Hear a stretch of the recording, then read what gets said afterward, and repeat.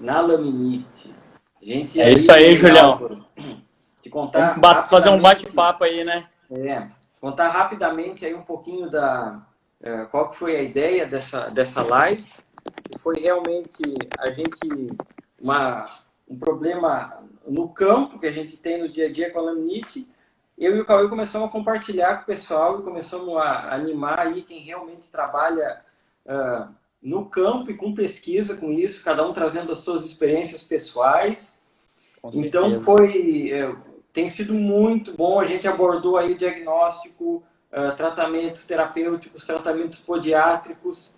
E aí E aí chegamos aonde? Chegamos aí nas terapias regenerativas, né? Isso. Que são aí, sem dúvida, uma das maiores inovações que a gente tem. Na verdade, em qualquer tratamento ortopédico, né, eu diria que as terapias regenerativas têm uma função importante. A gente está ainda na fase inicial de entender isso. Mas, enfim, pessoal, quem for entrando aí, puder mandar o aviãozinho, que daqui um minutinho aí a gente vai começar aqui a tocar a ficha na live. E outra coisa, quem tiver perguntas, por favor, fica mais fácil a gente ter as perguntas organizadas aqui na caixinha de perguntas, aqui no ponto de interrogação aqui embaixo, tá? Só isso aí. Paula e Cauê que estiverem na live, só manda um joinha para saber se o nosso áudio tá tudo bem. Aí tá ok com o áudio joinha, aí? Eu vou começar a fazer algumas perguntas para o Álvaro. Enquanto isso, Álvaro, me conta aí um pouquinho da tua história, tua trajetória no cavalo, focado na laminite. Como que foi cair no meio da laminite aí? Onde você se formou, enfim, me conta aí. Então, Júlio, primeiramente eu gostaria de dar boa noite para todo mundo, agradecer o convite para a gente conversar, fazer esse bate-papo sobre terapia regenerativa, que é uma área que eu gosto muito. E minha história com a laminite e a terapia regenerativa, o células-tronco mais focado, ela iniciou no final de 2014, né? E eu fiz um trabalho com células-tronco no tratamento de lesão de isquemia e reperfusão intestinal com coelhos, no meu mestrado, né? Aqui em Vila Velha com a professora Betânia. Certo. Nessa época eu ainda não era profissional aqui, não trabalhava na universidade, eu era apenas estudante. E eu comecei as pesquisas no laboratório da professora Betânia. A gente foi ponteira nas pesquisas aqui em Vila Velha com células-tronco. Certo. Então, quando eu estava no final da pesquisa do meu mestrado, eu chamei a professora Betânia e falei assim: professora, vamos chamar o professor Rafael Faleiros para minha banca, para ele poder participar? E aí foi quando surgiu a ideia de trazer o professor Rafael para cá. Ele participou, entendeu sobre o trabalho que a gente estava desenvolvendo aqui no laboratório de células-tronco. E foi daí que surgiu a ideia de compor o time, né, de pesquisa lá na UFMG com laminite e tentar incrementar nesses estudos algo a respeito da utilização de células-tronco, visto que a gente quase não tem nada publicado aí, né? Exato, exatamente. E me diz uma coisa, nesse contexto aí de células-tronco para laminite, obviamente, aí eu quero a gente abordar o passo a passo disso, porque tem muita gente interessada em utilizar, em como utilizar e tudo mais, mas assim, como que foi a proposta como que foi pensado esse experimento com células-tronco? Porque eu vou te falar da minha experiência com células-tronco, minha experiência clínica e experiência que eu sempre gosto de estudar bastante sobre os assuntos, né?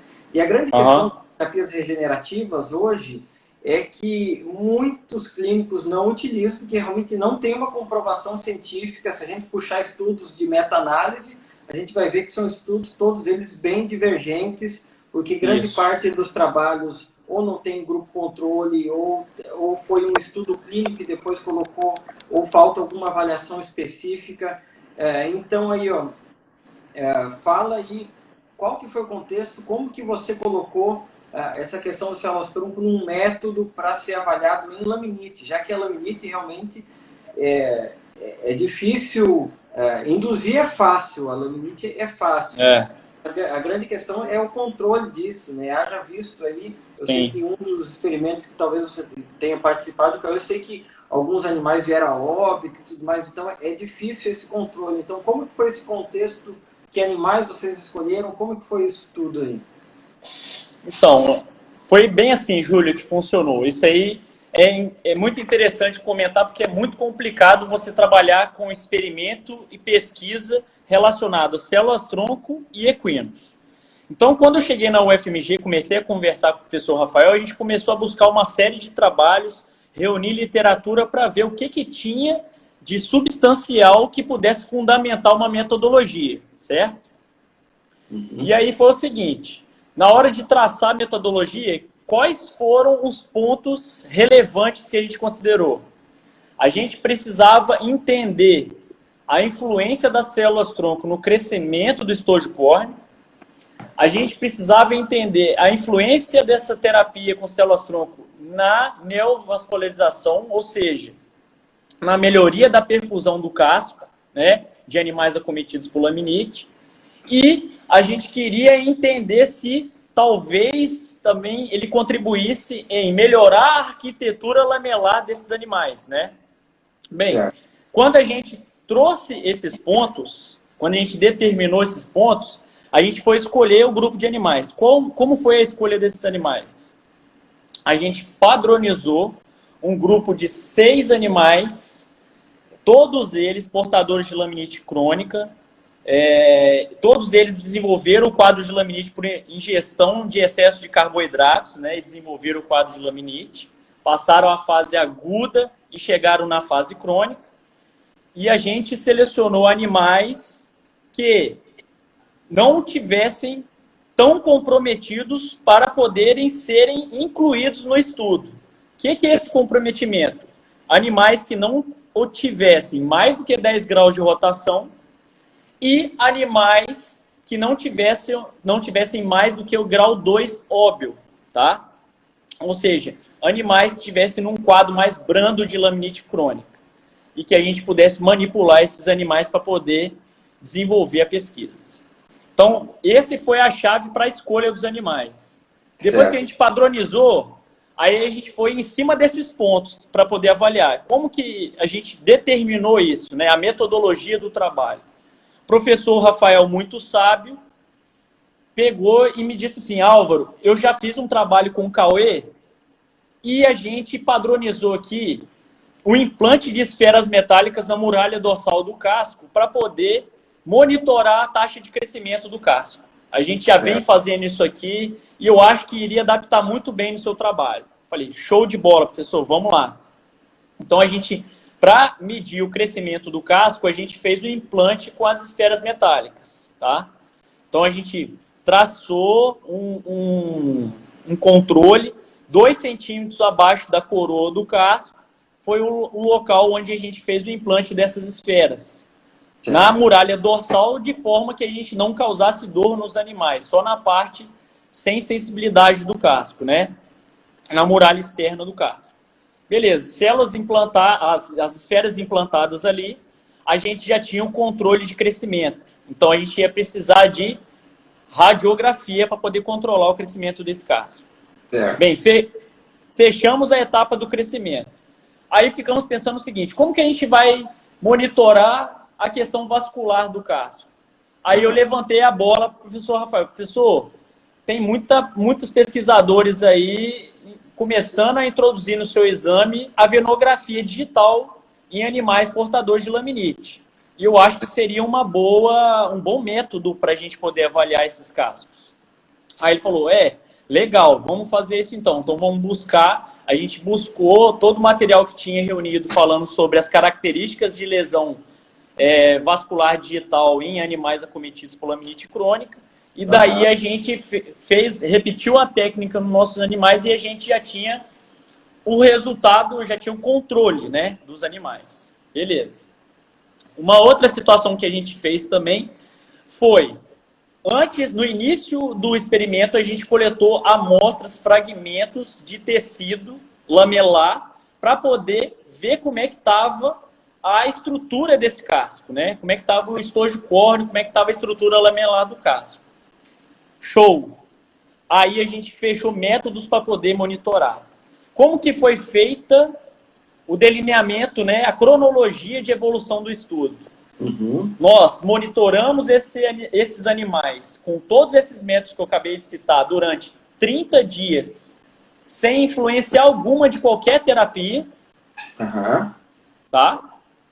E, em seguida, a gente começou a aplicação de células-tronco nesses animais, né? As células-tronco que eu usei foi células-tronco adultas, células-tronco mesenquimais, provenientes de tecido adiposo, tá bom?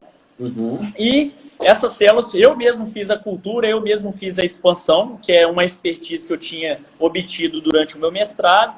Então, esses animais, eu cresci a cultura celular de cada um desses animais, de forma que eu tratei eles pelo método autólogo de tratamento, ou seja, com as próprias células extraídas do próprio doador, né? O próprio receptor e doador, mesmo animal.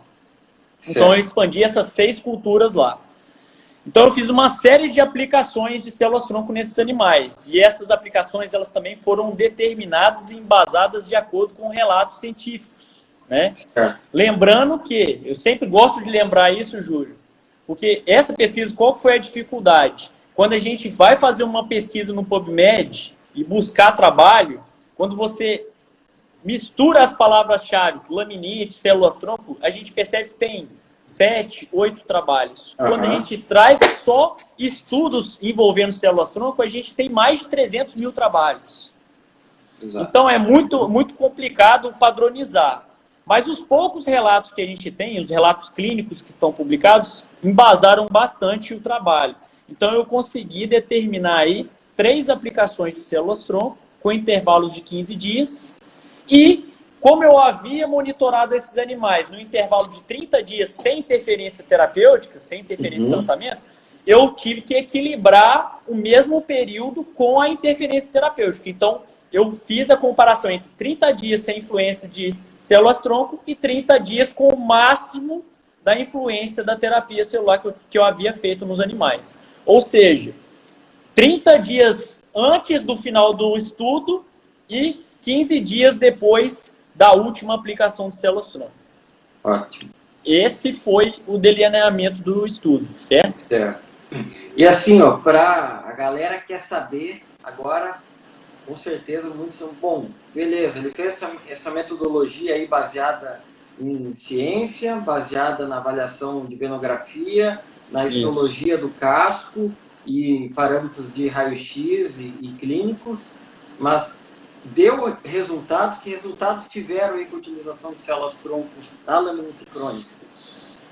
Então, Júlio, aí é o X da questão, né? Isso aí foi essa pergunta que você está me fazendo aí, foi uma pergunta que a gente teve uma felicidade muito grande nos resultados encontrados nessa pesquisa. Então, os resultados nada mais provaram tudo aquilo que a gente esperava das células-tronco, né? Eu não esperava nada diferente porque eu já tinha trabalhado com as células-tronco no meu mestrado e eu tinha obtido bons resultados no meu mestrado também. Então, o que aconteceu? Com todos esses métodos que a gente utilizou para avaliar, a gente percebeu que as células-tronco foram capazes em aumentar a taxa de crescimento em 20% no casco tratado por célula-tronco, tá? Tem um detalhe aí que eu não falei do nosso estudo, que foi um outro pensamento do professor Rafael, uma outra sacada do professor Rafael, que respondeu várias questões que estão no ar dentro da terapia regenerativa. Muito se fala, né, sobre o tratamento das células-tronco, como que você vai infundir essas células, se você vai infundir sistemicamente, se você vai fazer uma perfusão regional, se você vai aplicar na coroa do casco, tem vários métodos de aplicação e de relatos clínicos, né, de profissionais que trabalham com terapia celular. Certo. E então, o professor Rafael teve a seguinte sacada, ele falou assim, Álvaro, vamos fazer o seguinte, no mesmo animal que vai receber essas células-tronco adultas, autólogas, a gente vai fazer o seguinte, num membro, tudo isso com sorteio, né, sorteio cego, sem a gente entender o que estava acontecendo no estudo, né, para não ter influência, a gente aplicou, um membro a gente aplicou células-tronco, né, 20 milhões de células-tronco em um membro, por perfusão regional, da veia digital lateral palmar, e no outro membro a gente aplicou apenas uma solução placebo, né? Certo. E aí, o que acontece? Quais que eram os objetivos, o que a gente queria responder com isso? Qual que eram nossas hipóteses? A hipótese era de que a gente obteria bons resultados com a aplicação de células-tronco num membro tratado, essa era a primeira hipótese. A segunda hipótese, que a gente poderia ter bons resultados no membro placebo também, ou seja, uma sinalização à distância comandada por essas células. A célula que tu jogou no outro lado iria migrar. Exatamente. Soltou elas, acabou o período de perfusão regional, soltou elas e elas de alguma forma vão influenciar positivamente no membro controle, né, no membro placebo. Essa era uma das hipóteses que a gente tinha. E a gente, nas nossas avaliações, a gente fez tanto a avaliação do próprio membro ao final comparado ao início, ou seja, o momento final com o momento basal do mesmo membro, e a gente fez as comparações entre os membros. Então, isso aí foi uma grande sacada do professor Rafael, né, quando ele trouxe essa ideia, introduziu isso dentro do delineamento experimental, porque dessa forma a gente conseguiu entender e responder várias perguntas que estavam no ar aí, entendeu? Que não tinham sido respondidas e que acreditava-se que era dessa forma, tá? E o que a gente obteve de resultado? A gente obteve no membro tratado, no membro que recebeu células-tronco por perfusão regional, a gente obteve um crescimento linear que foi mensurado pelas esferas metálicas, né? E pelo programa, pelo software Metron-Roof, que a gente utilizou também, a gente usou o programa. A gente obteve 20% a mais de crescimento no membro tratado, o que a gente considera bem relevante, muito relevante. A gente obteve melhora na vascularização do membro tratado também, chamando a atenção principalmente para duas regiões, para dois plexos, que foi o plexo lamelar dorsal, né? As veias lamelares dorsais e a junção circunflexa. Essas foram mais evidentes, foram mais relevantes. A gente também percebeu que, através das radiografias e através das mensurações de ângulo de casco, a gente percebeu que a relação espacial entre a falange e entre o estojo córneo também melhorou, dando mais equilíbrio, tá? Na avaliação das lesões histológicas, a gente teve uma melhor arquitetura, né, no membro tratado. O membro controle estava péssima arquitetura, sem eixo queratinizado. A gente tinha o extrato médio, estava altamente hiperplásico. A gente tinha um desarranjo da lamelar muito contundente. E todos esses achados de estrutura, né, de arquitetura lamelar, foram muito menos evidenciados no membro tratado. Então, assim, foi um resultado fantástico que a gente encontrou, tá? Dessa forma, a gente conseguiu perceber o quê? O que a gente percebeu? A gente percebeu que a perfusão regional ela foi altamente eficaz para poder tratar e para poder trazer todos esses resultados positivos. Ele não influenciou no membro placebo. Tá? A gente não encontrou a influência dessa célula, né, do potencial dessas células no membro placebo. Lembrando que a dose de células-troncos que nós utilizamos nesse trabalho foi de 20 milhões. Né? Então a gente tem que pensar em todo um contexto. Né? Você já chamou a atenção para soltar essa célula, soltou ela sistemicamente, a gente soltasse 20 milhões de células. Considerando que a gente não sabe se 20 milhões de células ficarão circulantes ou se elas ficarão permanentes, residentes ali naquela região onde tem a lesão. Certo. E outro ponto interessante, pelo que você está comentando no teu trabalho, no que foi feito. Eu quero que você faça alguns comentários assim do que você fez no trabalho, na pesquisa, e do que tu está aplicando hoje na prática. E Sim. eu achei importante aí alguns dados que você falou, além da avaliação, enfim, histológica e tudo mais, que isso é cunho de pesquisa, obviamente isso não se faz a campo, mas Sim. o que obviamente a gente pode fazer a campo é, claro, o raio-x e a venografia. Então me fala aí da venografia, que a gente tem alguns colegas que acham que pode ter problema de causar lesão vascular, a própria procedimento da venografia. Tá? E como que você utiliza no teu delineamento clínico a avaliação da venografia? Entende? Porque eu sei que a venografia no teu trabalho foi chave para te avaliar a questão vascular, se deu resultado ou não. Sim, com certeza, Júlio.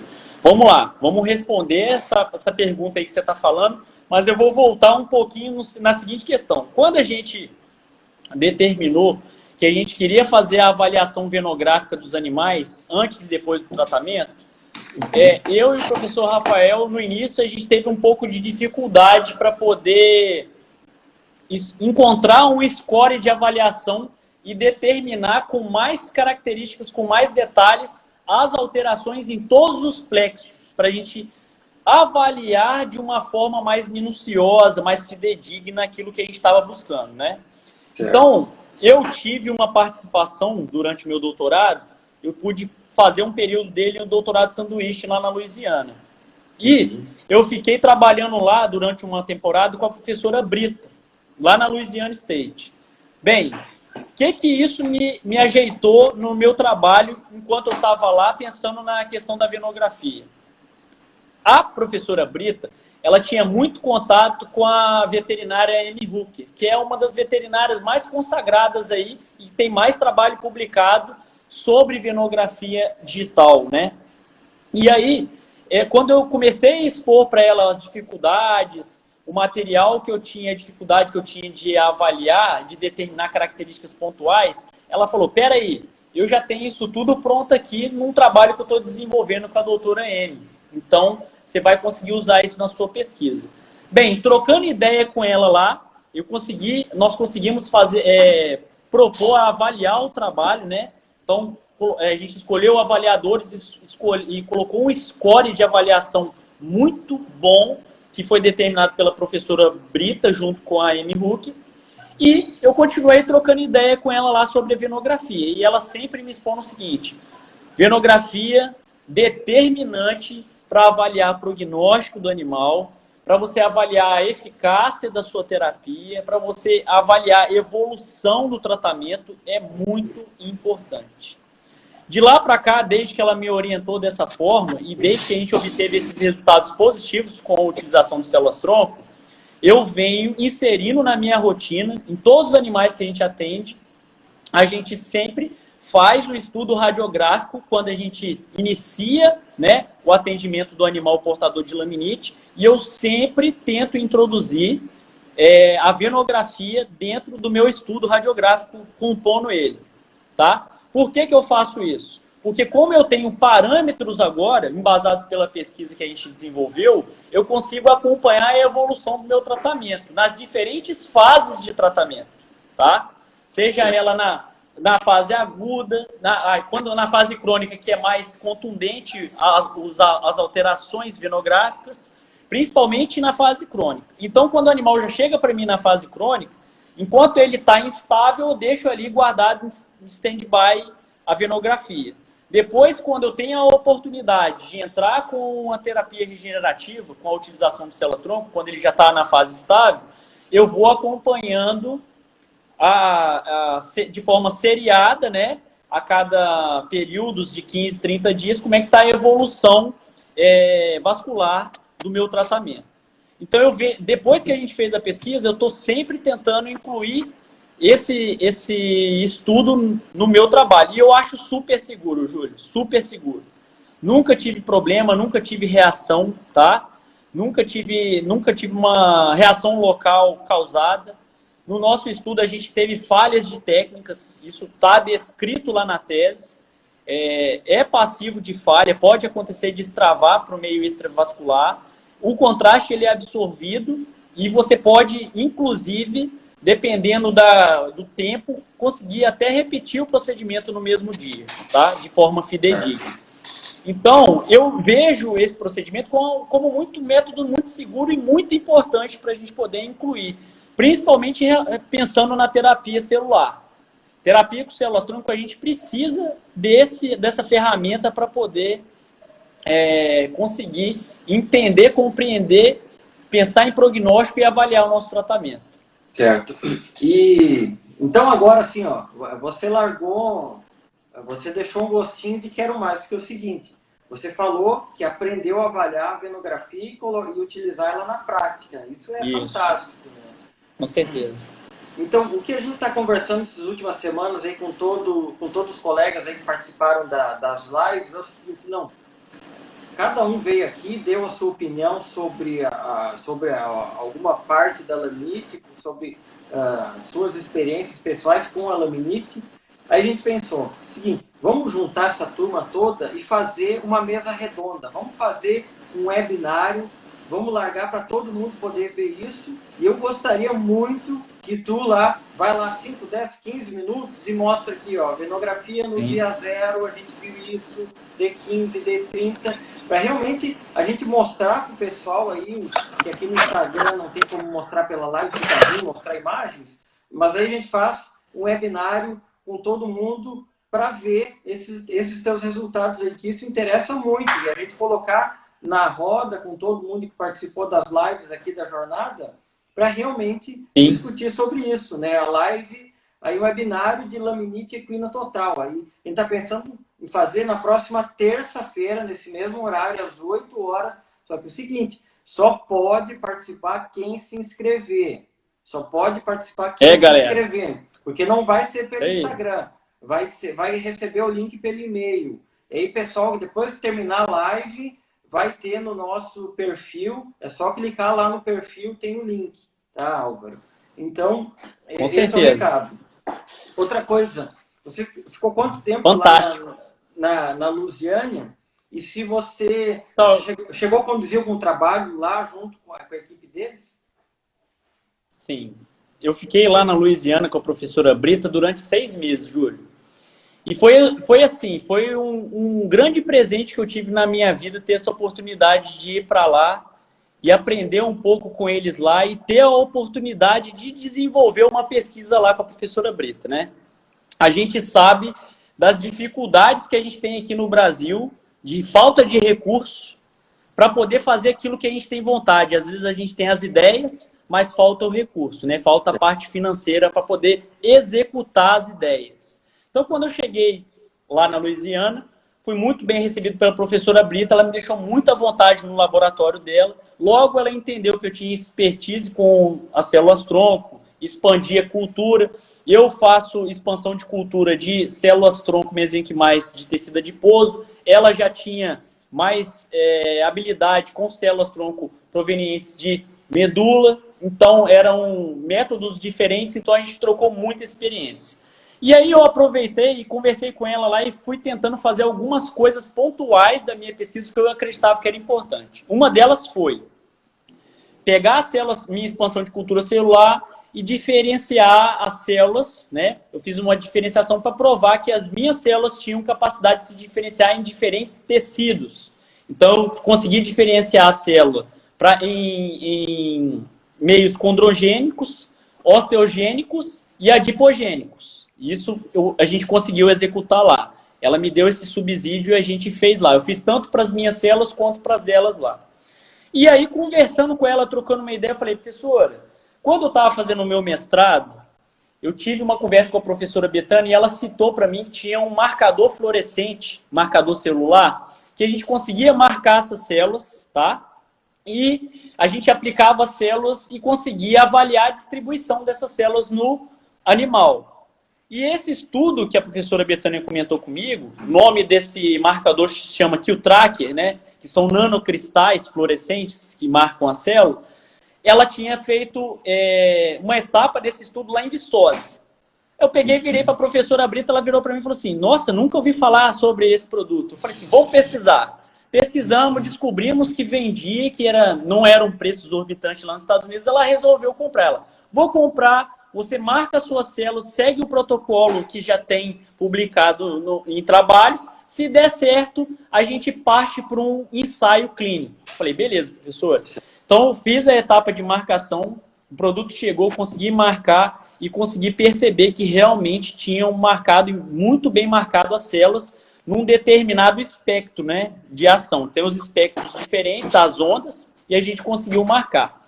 Então, a professora Brita entrou em contato com uma outra veterinária de campo que tinha um paciente de laminite crônica que já estava sendo destinado para eutanásia. E ela conseguiu incorporar esse animal na universidade.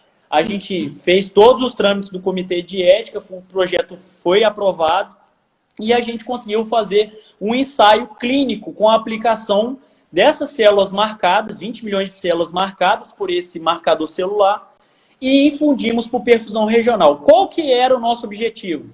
Nosso objetivo era fazer biópsias do casco seriadas, né? A gente fez biópsias com 24, com 48, com 72 horas, e ao 7º dia desse estudo, a gente realizou a eutanásia do animal, que já estava programada, e fizemos a coleta de vários tecidos desse animal, né? Certo. Quando a gente fez essa coleta, a gente queria ter várias respostas. A gente queria ter respostas sobre para onde essas células vão. Essa era a nossa pergunta, tá? E aí a professora Brita também tinha essa mesma dúvida, esse mesmo interesse nessa pesquisa. Bem, o que a gente fez? Coletou o tecido e mandamos para um laboratório específico lá da Louisiana que tinha a microscopia para poder fazer a leitura das lâminas, né, do tecido que a gente processou. O resultado foi o seguinte, Júlio. Com 24 horas, na amostra que a gente coletou, foi possível encontrar células marcadas nas lâminas epidermais secundárias do casco. Então, isso aí foi fantástico o resultado. Ela ficou numa alegria imensa, eu também fiquei numa alegria imensa, porque a gente sabia que tinha uma dificuldade de encontrar, a gente não sabia como que seria, e a gente tivemos a felicidade de visualizar essas células ali. Nos tecidos subsequentes de 48 e 72 horas, naqueles locais pré-determinados que a gente escolheu para fazer biópsia, a gente não conseguiu visualizar essas células. Então, sim, a gente fez uma pequena amostragem, né? Não foi a amostragem toda do tecido lamelar de todo o estojo córneo do animal. Então, a gente não sabe se em determinados locais teria concentrações de mais quantidade de células marcadas, né? Isso a gente ficou sem essa resposta. E o intuito de coletar fragmentos do animal, né, lá na necrópsia, foi porque a gente sabe, tem estudos publicados, que as células-tronco, depois de serem aplicadas em animais, em estudos de animais de laboratório, né, coelhos e ratos, essas células têm tropismo em parar no pulmão desses animais. E ali há uma concentração, um pool celular ali, e dali essas células mandam todas as sinalizações, todo o seu potencial, fatores de crescimento, moléculas bioativas para poder recrutar e atingir o objetivo terapêutico dela.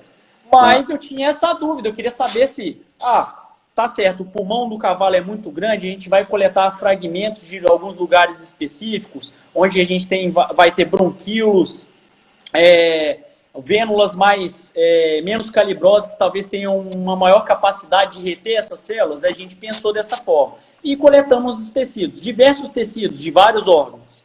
E não tivemos a felicidade de conseguir visualizar essas células presentes nos fragmentos, nas amostras coletadas. Então, ficou aquele gostinho de repetir esse estudo, né? E trouxe a informação de que as células, elas se mantêm residentes em determinados locais e elas também participam de um efeito parácrino ali, né? Vão ali e de forma inteligente incitam as células vizinhas a ajudar na reparação da lesão. Então, assim, eu não tenho dúvida nenhuma da qualidade do tratamento com células-tronco, tá? elas são células inteligentes. A reparação tecidual que essas células têm capacidade é algo fantástico. A gente percebe muito a qualidade do tecido. Você fez o questionamento para mim, trazendo da pesquisa para o campo, como que funciona? Eu tenho experiência com alguns animais que a gente inseriu, né, compôs no tratamento desses animais. E eu sempre falo compor, porque só a utilização de células-tronco não faz milagre. Elas são um tratamento fantástico, mas elas precisam de um suporte, ou seja, é aquela situação que eu sempre falo, terapia multimodal. Atacar e unir várias frentes, que vocês vêm conversando ao longo de todas essas semanas, né? Debatendo todas as possibilidades terapêuticas, todos os tratamentos que vão contribuir para a gente chegar num resultado positivo nesse animal. Então, a célula-tronco é mais uma ferramenta que eu acredito que tem que ser somada. A qualidade de crescimento de tecido é fantástica. O aspecto macroscópico do casco, em questão de organização do casco, é fantástico, né? É gritante a diferença do membro que recebe célula-tronco para o membro que não recebe. Eu tenho aqui, eu vou falar, vamos ser um pouco extremista. Eu tenho uma égua internada aqui na universidade que ela tem uma situação de laminite crônica muito severa, mas estável, ou seja, um casco muito contraído, com osteite, já muito crônico de longa data. Então, quando eu vim para cá, 2 anos atrás, empolgado, falei assim, não, vamos fazer uma série de aplicações de células-tronco nessa égua, para poder tentar melhorar a arquitetura, o crescimento desse estojo córneo que estava crescendo tão desequilibrado, tão desuniforme. Bem, a gente aplicou nela. O que a gente percebeu? O casco dela não aumentou, não cresceu, não expandiu, mas começou a crescer de uma forma absurda e começou a crescer mais organizado. Então, muito essa bom. É a impressão que eu sempre tenho todas as vezes que eu aplico célula-tronco nos animais que estão crônicos e estáveis. Nossa, muito, muito legal escutar você falar e com propriedade de usar na prática e com referência de pesquisa fundamentada, uma metodologia precisa que comprove o resultado e que não demonstre só lá na estatística. Só na pesquisa, né? Porque tu sabe, né, que existem 3 grandes mentiras, né? A mentirinha, né? Aquela mentira deslavada e a estatística, né? Essas... É verdade, isso é a mais pura verdade. É isso aí, é bem por aí mesmo. Que quando a gente fazer pesquisa é muito gostoso, Júlio. Mas quando você traz o resultado da pesquisa para a rotina, para o campo de batalha, para o dia a dia, né? Que é sofrido demais para quem trabalha com laminite, isso se torna gostoso, se torna prazeroso. Você evidencia clinicamente tudo aquilo que você construiu, né? Tudo aquilo que nós construímos na nossa pesquisa, durante a minha fase de doutorado, ela vem se consolidando cada vez que a gente vai aplicando essas terapias nos animais. E assim, o que eu falo sempre? Por exemplo, durante os 4 anos de doutorado, beleza, a gente organizou, delineou um experimento controlado, mas não foram só esses 6 animais que foram atendidos e que receberam células-tronco. O grupo de pesquisa do professor Rafael, e o professor Rafael, que é uma referência mundial em laminite, a gente não tem dúvida nenhuma, porque fora do Brasil eu só escutei falar bem dele, demais da conta, o cara é referência.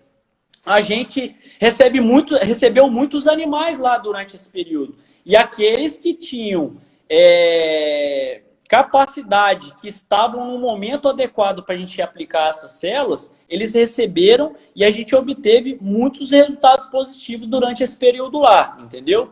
Então, assim, tem uma série de casos. Você está conversando sobre esse webinário, e eu acho interessante, eu até tenho muito material, tenho casos para poder mostrar de evolução para a gente poder trazer, né? O que acontece na realidade com esses animais. Exatamente. Eu acho que fantástico, porque assim, a gente está no dia a dia aqui, ó, na batalha, o que acontece com as terapias regenerativas, né?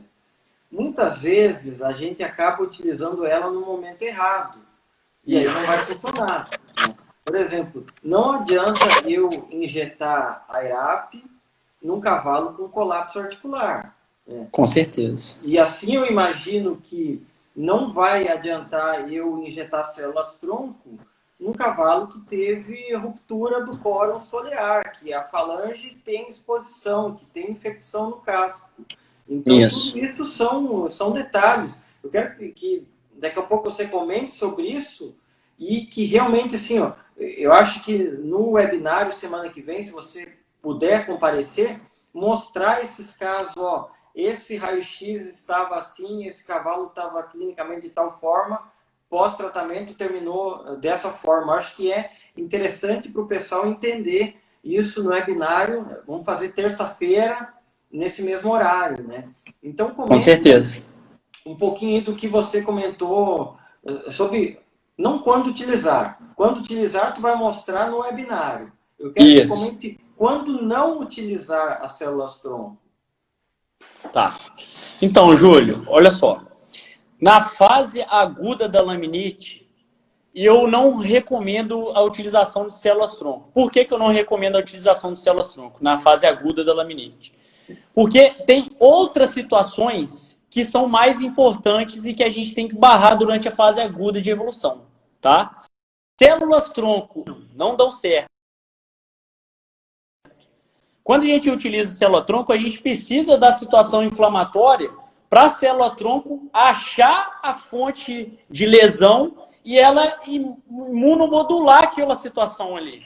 Então, por exemplo, no início, o que é mais importante? Você tentar barrar a evolução da laminite ou você vai ficar preocupado do casco crescer, de melhorar a vascularização? A gente quer barrar a evolução, a gente não quer chegar na fase crônica.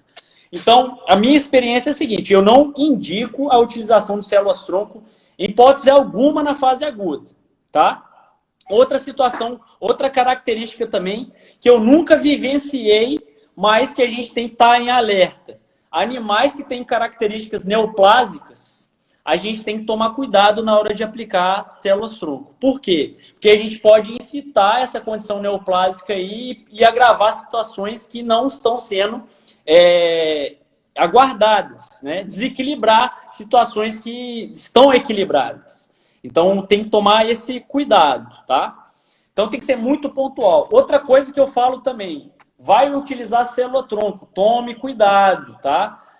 Beleza, célula-tronco é lindo, maravilhoso, tem um potencial imenso de tratamento? Tem. Mas tudo que é feito sem equilíbrio, você pode levar a consequências. Por exemplo, vou dar um exemplo.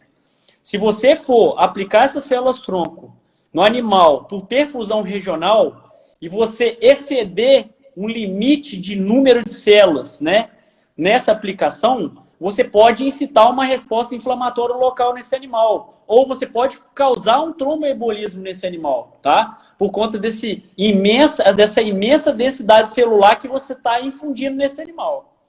Então, tem alguns aspectos pontuais que são muito relevantes que a gente tem que tomar cuidado para não interferir e não desequilibrar um animal que está precisando de ajuda, que está precisando de um suporte ali e que você está querendo fazer uma intervenção terapêutica para poder alcançar bons resultados, melhorar a qualidade e a saúde desse animal e não causar o contrário. Então, mais ou menos por aí que eu sempre converso quando eu estou falando sobre células-tronco, quando os alunos me perguntam, pessoas que são da área e que estão querendo entender, é por aí, sabe, Júlio? Certo. E só explicar um pouquinho assim, do contexto das células-tronco, eu sei que tem vários níveis entre estudantes e veterinários recém-formados ou que já estão numa atividade mais aprofundada, entende? No Brasil tem vários laboratórios que produzem células-tronco. Então, isso que o Álvaro comentou de 10 milhões, 20 milhões, 100 milhões de células, isso aí no cultivo laboratorial é feito essa mensuração. Então, geralmente, quando a gente faz a solicitação no pedido das células-tronco, a gente coloca lá, ó, eu quero uma seringa com 20 milhões de células, ou algo assim, né? Geralmente isso a gente aí trabalha na base de 20 milhões, né, Álvaro? Isso e aí, isso aí. comenta aí se é esse o número de células que você usa, se você tipo, testou com 20, com 30, enfim, ou você padronizou com 20 milhões para realmente entender e talvez esse, para testar protocolo, deve ser o segundo passo, eu imagino. Isso. Então, Júlio, no nosso trabalho, né, na pesquisa que a gente desenvolveu, foi padronizado 20 milhões. Mas esse número, a gente não chegou nele à toa. Então, certo, baseado nos relatos clínicos que já estavam publicados e baseado também em uma coisa que eu sempre falo, Júlio, a gente aprende muito mais errando do que acertando. Então, eu já tinha conversado com colegas que trabalhavam com terapia celular e alguns até com receio de aplicar células-tronco porque tinham incitado resposta inflamatória. Mas era óbvio que estava relacionado ao número intenso de células que haviam sido aplicadas, certo? Uhum. E quando você vai buscar na literatura, nos poucos relatos clínicos que tem na literatura, sempre está ali em torno do número de 20 a 30 milhões. Quando a gente vai estudar a fundo o célula-tronco, a gente parte do princípio que 1 vezes 10 a sexta milhões de células, ou seja, 1 milhão de células-tronco, ela já tem potencial terapêutico, tá? 1 milhão de células já tem potencial terapêutico. Só que na espécie equina, pelo cavalo ser um animal pesado, que tem um sistema vascular muito desenvolvido, a gente tem que elevar esse número, tá? Então, eu padronizei em torno de 20 milhões. Eu nunca fiz teste com valores diferentes, tá? Eu sempre, todas as vezes que eu solicito, ou quando eu solicito aqui na universidade que eu trabalho, tem um laboratório de células-tronco aqui da professora Betânia, então eu sempre solicito para ela o número de 20 milhões quando é tratamento para laminite, tá? E ela faz a quantificação lá e tem um método para poder quantificar e ela me dá o pellet celular com essa quantidade para poder infiltrar no animal, tá? Outra situação que é importante, Júlio,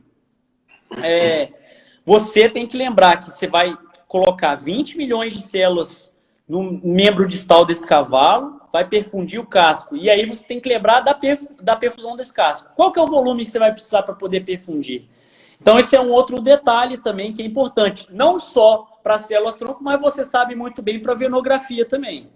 Então esse é outro ponto-chave que é importante na hora de aplicar e na hora de determinar o tratamento para os animais. Avaliar muito bem o diâmetro do casco, o peso do animal, para você poder calcular o volume que você vai infundir carregando essa quantidade de células aí que está sendo proposto, no caso, 20 milhões, certo? Ótimo. Isso foi fantástico o que tu falou, de realmente fazer o cálculo pelo diâmetro do casco, pelo peso do animal, enfim, pelo tamanho do casco, né? Isso. E esse é um dos maiores erros na venografia. Com certeza. É a falta de contraste, ou colocar pouco, ou colocar muito, dependendo do tamanho do animal, né? Isso é realmente fantástico. Com certeza.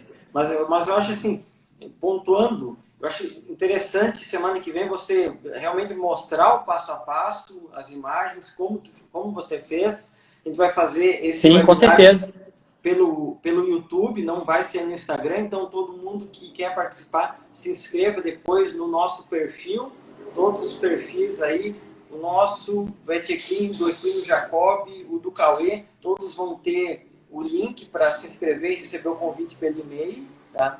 Deixa eu ver mais alguma pergunta. Bom, se na tua experiência, muito se fala também do uso do PRP, comenta assim, geral, qual a diferença entre o PRP e células-tronco e por que você optou pelas células-tronco? Enfim, eu sei que você fez um mestrado baseado nisso, mas qual foi o fundamento inicial, já que o PRP é uma terapia mais barata de se obter e tudo mais? Sim. Então, Júlio, são terapias celulares com características diferentes. Elas são utilizadas com o mesmo fundamento, né? A gente quer melhorar a condição da laminite, melhorar a condição do casco, melhorar a condição vascular. O plasma, ele tem essa característica de liberar fatores de crescimento, citocinas, recrutar. Ele vai ajudar muito. Eu, particularmente, tenho pouca experiência com aplicação de plasma. mas as que eu acompanhei de colegas fazendo, tá? Que é mais ou menos na mesma linha de raciocínio que o Tenório, o veterinário Tenório, ele segue, tá? Que o Carmona desenvolveu, naquela linha ali mesmo. Mas por que eu escolhi as células-tronco e não trabalhei com plasma? Eu queria um potencial terapêutico mais amplo e mais completo. Então, a capacidade que a célula-tronco tem de diferenciar multiplicação, tá? Essa célula tem uma capacidade imensa de sinalização e ela não precisa estar presente ali para poder sinalizar a distância. Ela não precisa estar no foco da lesão, tá? Então, assim, a gente infiltrava células, eu sabia que ela não precisava estar na lâmina para poder ajustar todas as células, né? Lembrando que a coroa do casco é o lugar onde a gente tem as células epiteliais germinativas, as células troncoepiteliais, e essas células, elas ficam, Júlio, completamente desordenadas quando tem laminite, certo? Tem um trabalho publicado, e foi até algo que eu tentei fazer na Louisiana, que aponta que animais com laminite crônica, eles têm uma expressão de uma proteína que chama P63 reduzida. E essa proteína, ela compõe o crescimento do casco. Participa ali, né, tem uma influência sobre as células troncoepiteliais. E quando você tem a redução da expressão dessa proteína, o casco ele cresce de forma mais lenta, mais desorganizada. Então esse trabalho ele já está publicado, mas não tem nenhum trabalho que evidencie o seguinte: se você aplica células-tronco, será que você melhora a expressão para essa proteína? E será que você melhora a organização dessas células-tronco que residem ali, a coroa do casco do animal, né? O extrato germinativo? Isso aí a gente não tem. Bem, na Louisiana eu tentei fazer. Só que a técnica de imunohistoquímica que eu tentei padronizar, que eu tentei fazer lá, é uma técnica muito difícil. E eu tive muita dificuldade e acabei não colhendo bons resultados na minha tentativa. Mas eu tenho nítida sensação, pelos resultados que eu encontrei na pesquisa, que a célula-tronco contribuiu nesse sentido. E respondendo a sua pergunta, foi por esse motivo que eu escolhi a célula-tronco e não o plasma rico em plaqueta. Porque eu queria visualizar de uma forma mais ampla, mais complexa, todos os atributos que as células-tronco têm para poder melhorar a condição de crescimento e de vascularização do casco. Ótimo. Álvaro, olha, sincero, você está de parabéns, porque é difícil a gente ver... Claro, óbvio que tem muitos colegas que trabalham a fundo na pesquisa, mas você explicar de forma tão precisa e concisa algo que é um tema que é complexo, é uma avaliação complexa as células-tronco, né? Tanto é que você mesmo comentou aí no início lá que tem 300 mil trabalhos publicados sobre células-tronco, e se a gente for fazer uma meta-análise sobre os resultados clínicos, é difícil ter uma comprovação que bate o martelo, né? Por isso tem tanto debate sobre isso, e como é bom ver alguém trabalhando com pesquisa em laminite equina no Brasil. Então isso realmente muito bom para nós aí que a gente trabalha no campo, aqui no dia a dia, com casos complicados, né? Inclusive o Cauê mandou aqui que ele falou com o Faleiros, com o Marcelo, com o Tenório, com o Perré, e a gente vai fazer uma mesa redonda semana que vem debatendo casos clínicos. Fantástico, fantástico. Né? Então nós vamos botar o pau para torar, para realmente discutir casos, trocar ideias em prol do cavalo. Porque o que a gente viu aqui no Brasil? Que tem muita laminite, tem aumentado o número de cavalos com laminite em função da nutrição, da alimentação e do manejo desses animais, e que muitos cavalos estavam aí morrendo ou não tendo tratamento adequado, ou muitas vezes não tendo, nós veterinários de campo, não tendo a capacitação técnica adequada para isso. Esse foi um dos motivos que eu voltei a estudar laminite nos últimos tempos, né? E por isso a gente resolveu juntar aí quem entende na prática, na pesquisa, e na pesquisa com aplicação clínica, que é o que o professor Faleiro sempre tenta fazer aí com os seus orientados, você um deles. Então, pessoal, de novo, Semana que vem, olha, vai estar imperdível esse webinário. E quem tiver no webinário, vai ter uma surpresa no final. Vai receber uma surpresa no final, mas é só quem ficar, quem escrever no link que vai estar aqui no nosso perfil. Álvaro, mensagem final aí para quem quer trabalhar com laminite, enfim, o que você comenta aí? Então, o Júlio, é o seguinte, vou aproveitar para fazer o comentário seguinte. Primeiro, parabenizar a todos por essa iniciativa, porque nós estamos precisando muito dessa reciclagem, dessa dissipação de informação, dessa capacitação dos veterinários de campo com relação a essa doença que é tão devastadora e que traumatiza tanto o médico veterinário por não alcançar muitas vezes resultados positivos. E hoje nós temos recursos para poder alcançar esses resultados. Basta o quê? Basta você fazer a imersão nesse tema. Faça a imersão. O recado que eu deixo para as pessoas que estão assistindo aqui é: não percam essa oportunidade, gente, porque em lugar nenhum do planeta a gente tem isso aqui que a gente está vivendo agora. Façam a sua imersão, participem desse webinário, façam sua inscrição, tá? E eu tenho certeza que todo mundo vai ganhar com isso. A gente precisa capacitar esses veterinários, a gente precisa dar mais coragem para essa turma trabalhar, tá? Para encarar, bater no peito e conseguir transformar, melhorar a qualidade e o bem-estar da vida desses animais. É para isso que a gente se formou e é isso que a gente tem que correr atrás. Álvaro, muito obrigado. Fechou aí com chave de ouro. Pessoal, todo mundo se inscreva no webinário. O link está no perfil. Vocês vão receber pelo e-mail. Semana que vem, na terça-feira, às 8 horas. Não vai ser pelo Instagram. Vai ser só para quem se inscreveu pelo YouTube. E quem estiver participando do webinário vai ter uma surpresa que, como o Álvaro falou, o estudo da laminite realmente... Sabe o que eu noto, Álvaro? Que muitos tentam esconder. A gente vai mostrar. A gente vai desvendar todos os segredos que a laminite... Isso aí. Vamos exteriorizar isso aí. É isso aí. Informação guardada, ninguém aproveita. A gente vai mostrar para todo mundo que a gente pode crescer, evoluir cada vez mais. Pessoal, com certeza.